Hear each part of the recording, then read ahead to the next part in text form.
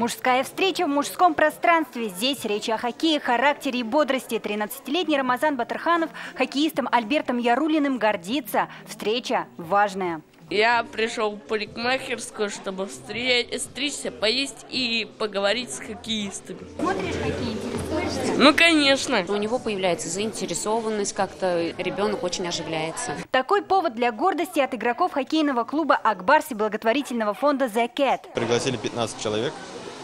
Все перешли, да, и мы надеемся, что эта акция у нас будет иметь продолжительный характер. Еще одна причина встречи – бесплатная смена имиджа. Ребятам подарили не только памятные фотографии, автографы, сладости и сертификаты в магазины одежды, но и новые прически. Преобразиться и на мероприятие пришел.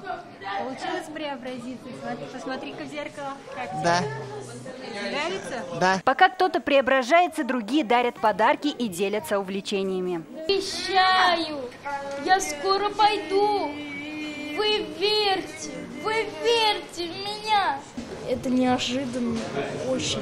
А хоккей смотрел когда-нибудь? Нравится тебе? Я как-то играл. Играл хоккеисты из Акбарса, пример и на льду, и в добрых делах. Мы должны помогать людям, которые нуждаются в какой-то помощи, тем более спортсмены.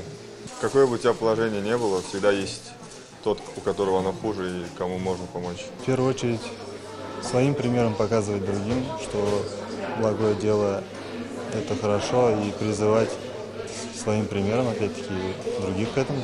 Такие встречи хотят сделать регулярными. Родители ребят признаются, энергии после общения хватает надолго. Лилия Кашварова, Игорь Романов, ТНВ, Казань.